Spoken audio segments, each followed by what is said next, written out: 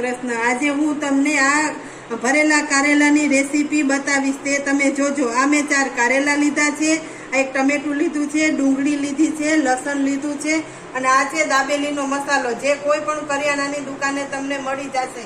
અને આ છે આ માંડવીના દાણા છે અને આ છે આ 2 લીંબુના ફાડા અને આ છે આ ધાણા ભાજી, લીમડો ને લસણવાળી ચટણી। તો ચાલો આપણે આ કારેલાને છોલી અને એના બી કાઢીને કુકરમાં બાફવા મૂકીએ। એની આપણે 3 સીટી કરીશું। જો આ કારેલામાંથી મેં બધાય બી કાઢી નાખ્યા છે। હવે એને આપણે કુકરમાં બાફવા મૂકીશું। તો કુકરમાં મેં છે ને આ 1.5 ગ્લાસ પાણી નાખ્યું છે। હવે એમાં આપણે થોડુંક મીઠું, અડધી ચમચી મીઠું એડ કરીશું। હવે આપણે કારેલાને છે ને એમાં અંદર નાખી દઈશું। જે મોટું કારેલું હતું ને એના 2 નાના નાના મેં આપણે કટકા કરી નાખ્યા છે। જો મેં આ કુકરમાં મેં છે ને કારેલા બાફવા મૂકી દીધા છે। હવે આપણે એ ભરેલા કારેલાનો મસાલો આપણે કરશું। તો આટલા મેં માંડવીને દાણા લીધા છે। દાણા હવે આપણે આમાં ઉમેરશું। હવે આમાં આપણે થોડુંક આ લસણ જે મેં આ માંડવીના દાણા લીધા હતા ને એમાં મેં થોડુંક આ ચવાણું નાખ્યું છે।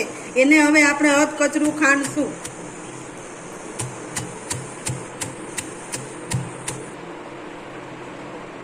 હવે આપણો આ મસાલો ખંડાઈ ગયો છે। હવે એમાં આપણે આ દાબેલીનો મસાલો, પછી 3 ચમચી ખાંડ, પછી ધાણા ભાજી, પછી મરચાંનો ભૂકો, હવે આપણે એમાં બધોય નાખીશું। હવે આપણે આ 2 ચમચા તેલ આમાં નાખીશું।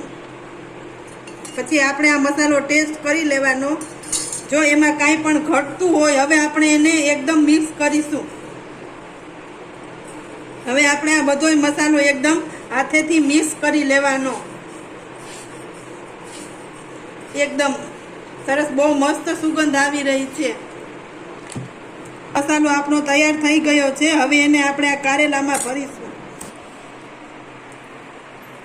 હવે આપણા કારેલા બફાઈ ગયા છે, એની 3 સીટી થઈ ગઈ છે। હવે એને આપણે એક ડીશમાં કાઢી લેશું।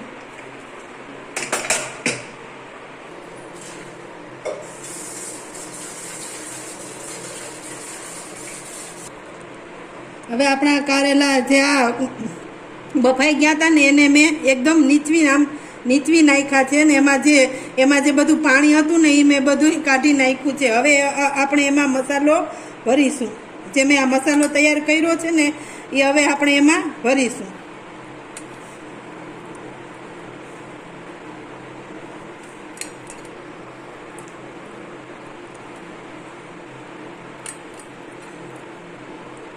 મસાલાની પણ બહુ મસ્ત સુગંધ આવે છે।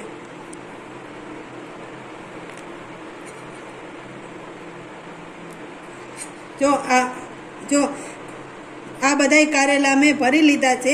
હવે જે આ મસાલો વધ્યો છે ને એને હવે આપણે એમાં માથે છાંટી દેશું જ્યારે વઘાર કરશું ને ત્યારે। આ મેં કુકર લીધું છે। હવે એને જરાક આપણે સૂકવવા દેશું।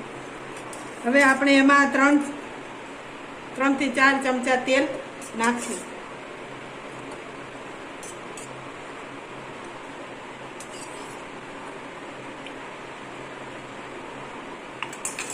હવે તેલને ગરમ થવા દેશું।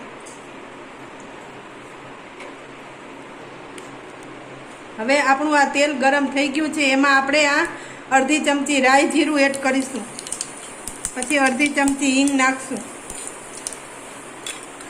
પછી આ લસણ જે આપણે નાની નાની કટકી કરી હતી ને એ એમાં નાખશું। લસણને થોડુંક આપણે લાલ થવા દેશું। લસણ લાલ થઈ જાય પછી આપણે એમાં ડુંગળી નાખશું।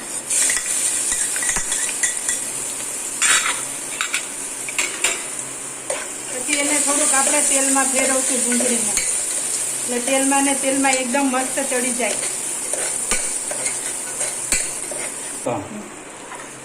જો હવે આપણી આ ડુંગળી ચડી ગઈ છે। હવે આપણે એમાં ટમેટા નાખશું। ટમેટાને પણ આપણે તેલમાં ફેરવશું એકદમ।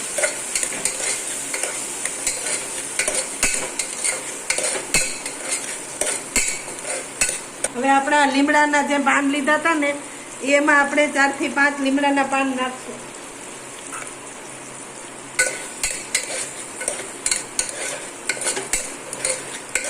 હવે આપણે ટમેટાને તેલમાં ચડવા દેશું.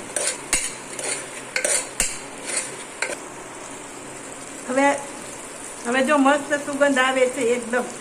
હવે આપણે જે આ મસાલો આપણે કારેલાનો હતો ને એ આમાં થોડોક આપણે તેલમાં નાખશું એટલે મસાલો એકદમ સરસ તેલમાં એકદમ સરસ સતરાઈ જશે, દળી જશે અને એકદમ સરસ તેલમાં સતરાઈ જશે.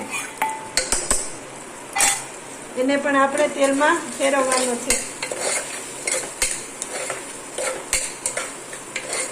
એકદમ સરસ તેલમાં સરસ સતરાઈ ગયો છે. ટમેટું, લસણ, ડુંગળી બધું મસ્ત તેલમાં અસલ એકરસ થઈ ગયું છે. હવે આપણે એમાં કારેલા નાખશું. એને પણ આપણે 10 મિનિટ સરસ એકદમ રાખશું એટલે મસ્ત તેલમાં સરસ થઈ જશે. એને પણ આપણે થોડાક હળવે હાથે ઊંચા નીચા કરી લેવાના.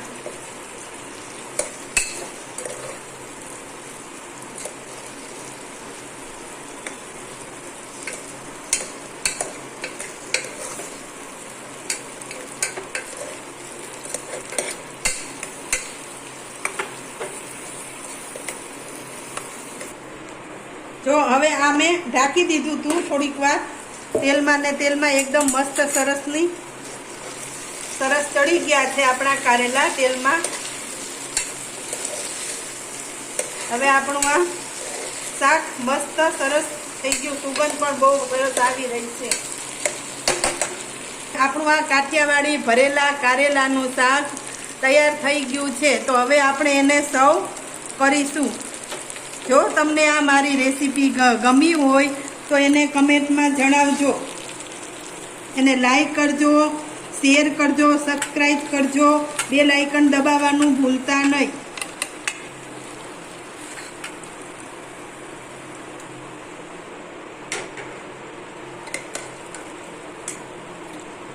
બહુ મસ્ત સરસ સુગંધ આવે છે.